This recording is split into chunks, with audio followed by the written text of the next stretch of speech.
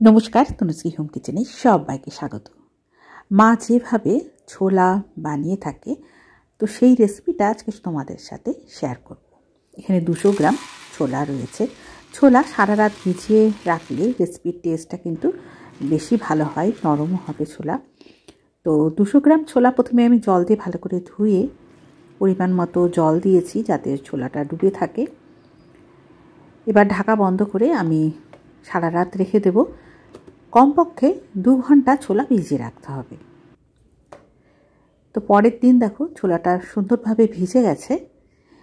তো এই কাঁচা ছোলা দিয়ে আজকে রেসিপি করব না, এই কাঁচা ছোলাটা প্রেশার কুকারে সেদ্ধ করে নেব। এই জন্য একটা ছোটো প্রেশার কুকার নিয়েছি। ছোলা আমি সমস্ত ঢেলে দেব। আর সেদ্ধ করার জন্য যে জলটা দেব একবার মাপটা দেখে নাও। জল আর ছোলার মাপটা কিন্তু একদম সমান সমান হবে। আমি এখানে 1 কাপ মতো জল দিয়েছি, এর সাথে হাফ টিস্পুন লবণ। এ সময় মিশিয়ে নিলে কি হবে, ছোলার ভেতরে নুনটা ঢুকে যাবে, খেতে ভালো লাগবে। এবার মাঝারি আছে 2টো সিটি দিয়ে নেব। যখন দেখবে ভেপারটা একদম আর বেরোচ্ছে না তখন আমি সিটিটা খুলে দেখাচ্ছি ছোলাটা সুন্দরভাবে একটা নরম হয়ে গেছে, আবার গলে যায়নি। এবার মূল রান্নায় চলে যাব। সর্ষের তেলে রান্নাটা করলে খুব ভালো হয়। 2 চামচ সর্ষের তেল, 1টা শুকনো লঙ্কা। এখানে বিশেষ মশলার মধ্যে কালো জিরে দেখো হাফ চামচ দিয়েছি, হাফ চামচ দিয়েছি জিরে। এই কালো জিরে দেওয়ার জন্য রেসিপির স্বাদ কিন্তু অনেকটাই বেড়ে যাবে।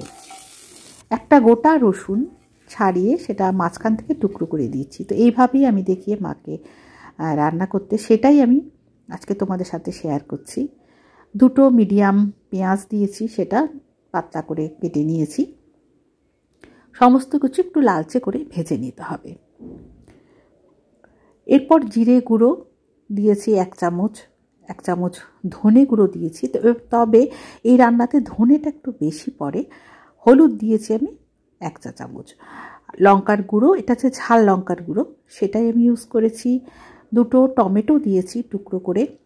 সব কিছু আমি কেটে ইউজ করেছি, আর গুঁড়ো মশলা যেগুলো থাকে ঘরে সেটাই ইউজ করেছি। আচ্ছা, এখানে ধনে গুঁড়ো একটু বেশি পড়ে, এজন্য পর থেকে আমি আরও 2 চা চামচ ধনে গুঁড়োটা অ্যাড করলাম। অল্প জল দিলাম যাতে মশলা পুড়ে না যায়।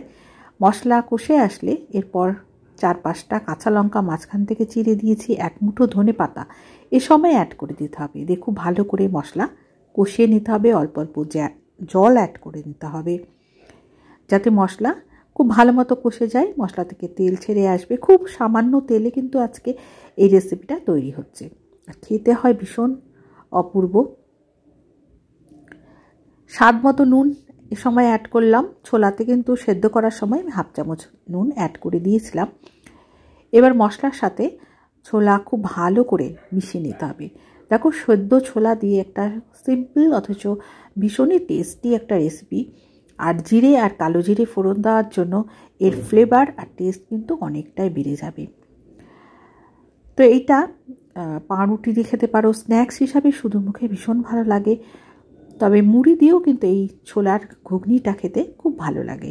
এই মশলা ছোলার ঘুগনি খেতে অপূর্ব লাগে, এটাই আমি তোমাদের সাথে শেয়ার করলাম।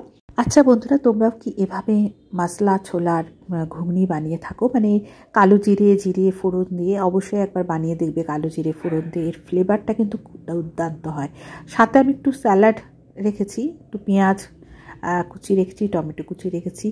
মুড়ি দিয়ে অপূর্ব লাগে এটা। আমি মুড়ি দিয়ে জলখাবারে খাবো, তার জন্য এটা বানিয়েছিলাম। আর এর সাথে কিছু স্যালাড রেখেছি। ব্যাস তৈরি হয়ে গেল কালো জিরে দিয়ে মশলা ছোলা। তো আজ এই পর্যন্ত, আবার চলে আসবো নতুন কোনো ফ্লেভার নিয়ে। আজকের ঘুগনির রেসিপি কেমন লাগলো অবশ্যই কমেন্ট করে জানাবে। ভালো লাগলে লাইক করে পাশে থাকবে। নতুন বন্ধু থাকলে সাবস্ক্রাইব করে রেখে ধরনের সহজ নিত্য নতুন রেসিপি আপডেট পাওয়ার জন্য। সকলে ভালো থেকো, ধন্যবাদ।